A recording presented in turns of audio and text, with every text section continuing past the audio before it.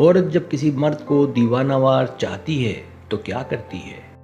پہلا کام نظروں کا جھکنا اور چور نظروں سے دیکھنا۔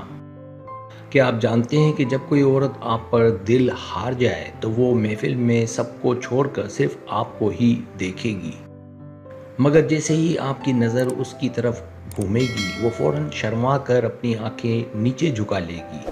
یہ محبت کا پہلا حق ہے۔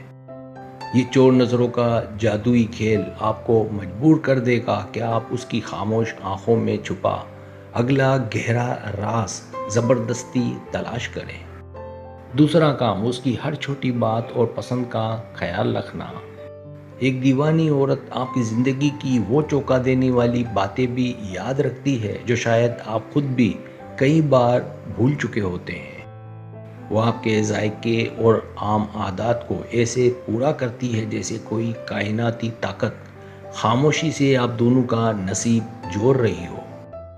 اس کا یہ انداز آپ کے دماغ میں کیسا سوال چھوڑ جائے گا کہ کوئی دنیا میں آپ کا اتنا مخلص کیسے ہو سکتا ہے۔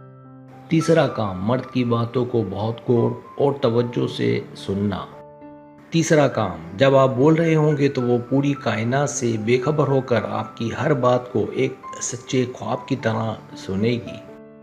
وہ آپ کی معمولی باتوں پر بھی ایسے مسکرائے گی جیسے آپ کی آواز اس کے دل کے بند دروازوں کی اکلوتی چابی بن چکی ہے۔ اس کا یہ پر اسرار انداز کہانی کا وہ موڑ ہے جہاں وہ اپنی خاموشی سے آپ کو اپنے دل کا سب سے بڑا سچ بتائے گی۔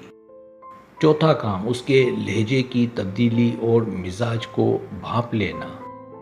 کیا کبھی غور کیا ہے کہ آپ کے اداس ہونے پر کوئی آپ سے بھی پہلے آپ کی اندرونی تکلیف اور بے چینی کو بھانپ لیتا ہے؟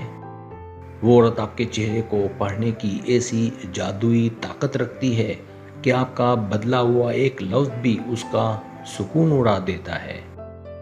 وہ اپنی تمام تر توانائیاں صرف اس ایک مقصد پر لگا دیتی ہے کہ کس طرح آپ کے چہرے پر دوبارہ کھوئی ہوئی مسکراہٹ لائی جائے۔ پانچواں کام ہر حال میں اس کا ساتھ دینا اور ڈھال بننا۔ جب پوری دنیا آپ کے فیصلوں کے خلاف کھڑی ہو جائے تب بھی وہ اکیلی آپ کی صلاحیتوں پر سب سے زیادہ یقین رکھے گی۔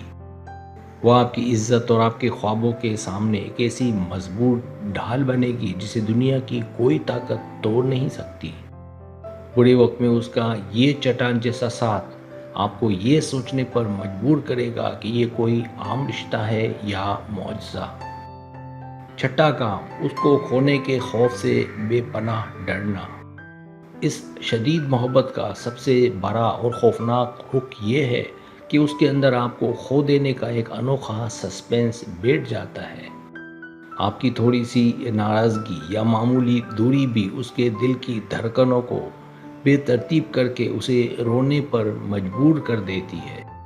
یہ تڑپ اور خوف اس بات کا واضح ثبوت ہے کہ اب اس کی اپنی زندگی کا وجود آپ کے بغیر بالکل نامکمل ہو چکا ہے۔ ساتواں کام اس کے مستقبل اور خوابوں کو اپنا بنا لینا۔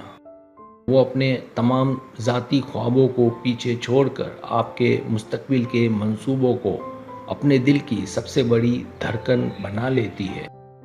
رات کی تنہائی میں اس کی دعاؤں کا پہلا اور آخری حصہ صرف آپ کی کامیابی، لمبی زندگی اور خوشیوں کے نام ہوتا ہے۔ اپنی ذات سے زیادہ آپ کا سکون چاہنا ہی اس کہانی کا وہ آخری سچ ہے جو اس کی دیوانگی کو ہمیشہ امر کر دیتا ہے۔